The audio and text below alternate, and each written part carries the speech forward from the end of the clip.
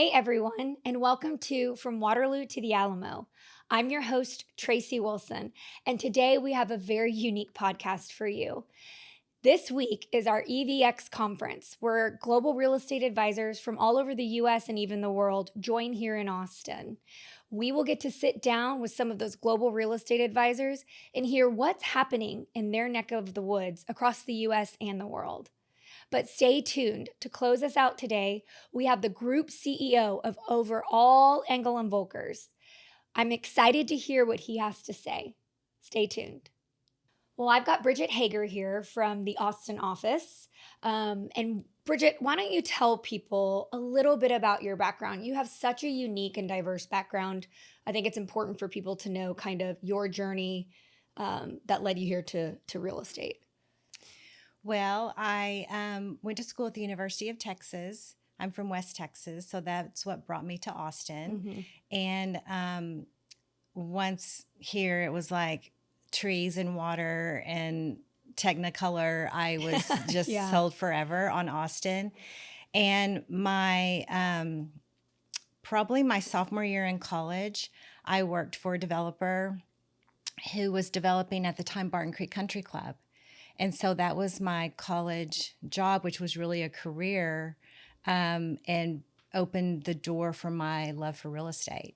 So I started doing that. And then my husband was drafted into the NFL.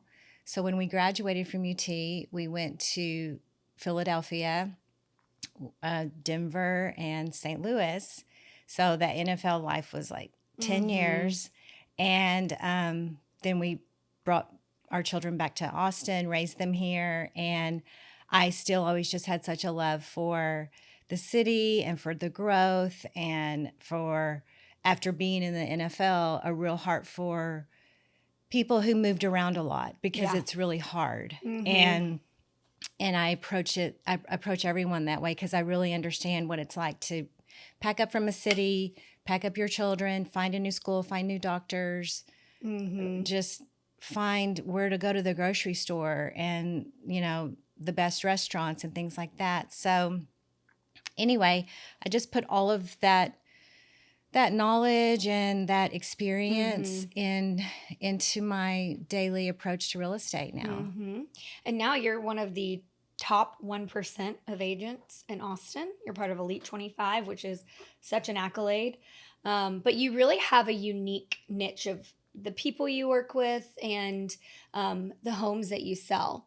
But why don't you tell us a little bit what you're seeing in the real estate market, you know, now here in 2025, the first 3 months of 2025? I'm excited for 2025. I feel like this year has started off better than all of last year. I feel like buyers are out now. They were ready. I'm not sure they were willing in 2024, but I feel like they're ready to maybe pull the trigger, and there's some excitement. And for Austin in general, there's so much growth. There's so many new companies that are going to be moving in and filling up those buildings downtown. And I think that that's going to, you know, drive a lot of the market in a positive way for us. Personally, I have some great listings coming that we're working on, and just feel like, you know, it's going to be a great year. Yeah, I kind of think it will be too, for sure. And you definitely specialize in that higher price point home. I mean, our average price point here in Austin, at least at our Engel Völkers Austin office, is in the high eights, you know, 800,000s, low 900,000s. And, you know, you have some pretty exciting listings that are, you know, in the 20 million. So I think it's interesting to see what people are building and what they're kind of, you know, going to be pricing things at. So, and I feel like you've got some of the best knowledge of that. So I really appreciate you giving us your 2 cents on kind of what you see, what's happening here in Austin. We definitely have some beautiful properties here in Austin. And one in particular, I have a new listing. It's coming soon. It will be delivered in December, but we'll probably start marketing in the fall. It'll be around 15,000 square feet. It's crazy. Views. And also what we're seeing lately, and I would say in the past 4 to 5 years, are buyers that that love their car collection, that garages are getting bigger, that live, work at home and play at home, and all of that at home has become a really big thing. So we're finding out that we need to really just kind of think of everything you could possibly do in your home where you don't even ever really have to leave if you don't want to. Yeah. So just things like that is what we're looking at, and seems to be working. Well, that's so exciting. I really appreciate your insight. And I think people are really excited for what's to come in 2025. Well, I'm excited to talk to you today, Chris Burns, because you are from Canada. You are part of the Vancouver and Calgary office, correct? Yes, that's right. Well, why don't you tell us a little bit about you and your background and kind of how you got into real estate? Yeah. So, I'm in Vancouver, based in Vancouver, also licensed in our Calgary, Alberta shop. And I, came to real estate a bit of a roundabout way. Played professional football for a long time and did a bunch of media Who stuff. Who did you play for? I played mostly in the Canadian League. I had a couple of cups of coffee in the NFL, but never played a game. Always very clear about that. I never played a game, but I played a little over a decade up in the Canadian League, and had a great career there, and moved on to at a marketing company for a long time, but always wanted to be I was always drawn to real estate. I love architecture and design, and it's just a really interesting. Interesting business. That's a good fit. What you had, your history, right, of the architecture, marketing, and real estate. Yeah, and I did just I kind of fell into it, and then I've been in the business now for about 15 years, and even inside the real estate business, I've fallen into a bit of I shouldn't say fallen into, but I've sort of developed a specialty. I sell ranches and remote properties, remote waterfront properties in Western Canada, and try to keep it interesting and get to work on some pretty unique properties. Well, and you were pretty instrumental in helping get the professional athlete division and the land and ranch division for Engel and Völkers kind of up and going. Yeah, I'm one of the founders of the professional athlete advisory with Bridget Hager here in your shop, who is really of all of us, she's really the key. She's the most qualified to help guide that. Myself and Jim Brewski in Scottsdale and Roxanne in Dallas kind of are the founders group of that operation. We're growing it carefully. It's one of those things that we've got to be really strategic about. Every company out there likes to talk about the fact that they've got a professional athlete, sports and entertainment division or something like that. And as a former athlete and a guy who's been around that business my whole life, I think you got to be careful. What we want to be is that group that is there specifically to help the athlete, that understands what their life is like, how it's different from most people. And confidentiality is a key for us. Like, we are not going to be, as much as we want to be out there, we want to make sure everybody knows that we have this division and that this is what we do. The athletes need confidentiality. You need to be very careful how you handle people that are well known, that everybody wants a piece of. That's I think a big thing that separates us. And we do have we have people that understand that. Yeah, we have a lot of former athletes in the family. And I think that helps. So it's we're kind of doing that like everything else. We're doing that with an EV style. Yeah, which I think is the right way to do it, right? You don't want to jump in and then, oh no, we have no life vest, right? Kind of thing. So, absolutely. Okay, well, why don't you tell us? I'm so interested. How is the market in Vancouver and Calgary? Yeah, so the market in Calgary is interesting, and I don't sell typical properties, certainly not in Calgary. Right. I have a big ranch listing just outside of Calgary in the Rocky Mountain foothills that actually we just got an accepted offer on yesterday, on Friday. Thank you. That's awesome. Thank you. It's been a tough one. We've been working on that for about 3.5 years. The ranch at Fisher Creek, you can look it up. That's amazing. And of course, you're traveling and you get an offer, right? Well, right just before I left. Right. Two, actually. Two. Isn't that how it works in real estate? We say you want to get busy, go on a vacation or take a leave trip. town and things will get busy. So, and most of what I do is sort of, higher end, unique, very specific buyers. And the high end market, the prime market has been tough the last couple of year. Vancouver is one of the strongest real estate markets in the world. Yeah. What's right? the average price point? You know what? I should be able to deliver that off the top of my head, but I mean, you can't get a parking spot for $1 million. Yeah. I think the average price in Greater Vancouver is around $1.5 million. Right. I was gonna say I've kind of heard that's kind of what it was. Yeah. It's a strong market, but like everywhere else, or at least like a lot of places, the last couple of years have been tough. There's been lots of inventory and sales are down. One of the things that happens in the Vancouver market is prices. It takes an awful lot for prices to actually come down.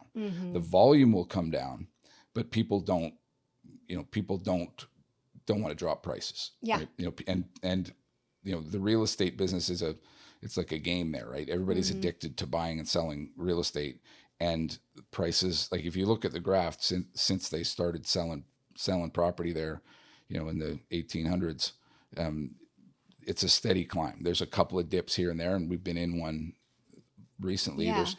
They've put in a bunch of government regulations to sort of curb foreign buyers. There's a lot of talk. Canada has a foreign buyer restriction. A lot of people think you can't buy property in Canada. The restriction is just for the major population centers on residential property. So everything I have now, let me make sure it's everything, all but one of the properties I have now are outside of that. Right. But all of those things combined to slow the market down, at least. I don't think they accomplish what they say the stated goal is. Yeah. To increase affordability. You really can't legislate that, but they've done a lot of things to try and cool things off and really limit the foreign investment in real estate in Vancouver, which is, there has been a lot of it. It's a pretty desirable city. Yeah. A place that people from around the world want to come and live and own a piece of. Yeah. Well, what's kind of your feeling for how 2025 is going to shake out? The initial answer is I have no idea. Yeah, like most people in the world, you don't have a crystal ball. I was just talking with our friend Max, who's just opened a shop in I believe he's in St. in Switzerland in the Alps, and even he'll say Switzerland's also strong. It's kind of a haven, a little bit like Western Canada, but I think we have to see, and I think anybody who tells you they know what's going to happen is probably either delusional or trying to sound smart. Right. There's so much going on in the world. We all focus on the turmoil and what's going on in our own countries, in Canada and in the US. But you look around the world, and we're an international company. We all talk to people around the world all the time. The sentiments are similar in other places. There's political turmoil in Germany and in Italy and in other countries around the world. So I think we've got to see. Now, I would also quote the great Stuart Siegel, who always says, in tough times, there's a flight to quality, right? So if you've got good product and good people and a good brand like we do, we're going to do okay. There's always going to be a demand for quality, quality property, quality service. So, I think from our brand standpoint, I think we will always do okay because, we operate at a higher standard, and in tough times, that's who succeeds. Right. And I've always said too, in tough times, in good times, it matters who you work for. Yeah, absolutely. So, but oh my gosh, well, thank you. Thank it was so enlightening to hear kind of a little bit about the Canadian market. I always think it's so interesting to see average price points and kind of what people are seeing in some of those unique properties, because I feel like we see a lot of that here in Austin with some of our, more unique properties as well. Yeah. So I really appreciate it. Come up and visit sometime. We'll go visit Four Hearts Ranch and show you one of the coolest ranch properties anywhere in the world. I got to see this. I'm interested in it. I'm going to look it up right after. All right. I got a brochure for you on the desk outside. Oh, perfect. Awesome. Yeah. Well, thank you so much. Thank you. Thanks for having me. Yeah, of course. Fun. Hello, my name is Matthias Braganza, General Sales Manager at Mack Hike Ford Lincoln, your #1 Ford dealer in Central Texas. We are here for all your automotive needs, Ford, Lincoln, pre-owns, all year makes and model. If we don't have it, we'll find it. You won't find anybody that will work as hard as I will to earn your business. Thank you for making us #1 in Austin, Texas.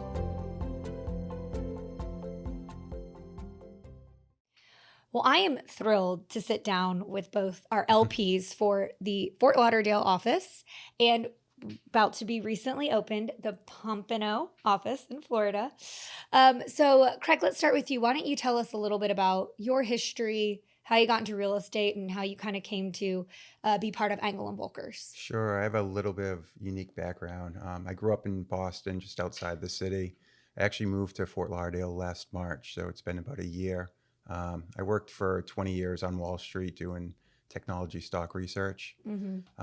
Went through some personal issues. I lost both my parents, and I just needed a change of scenery. Came down. I've always loved Florida. I've spent a lot of time down here in winters, and decided I came down initially, thought I was going to move to Miami, but I ended up taking a water taxi in Fort Lauderdale and saw all the mansions, and I fell in love with Fort Lauderdale.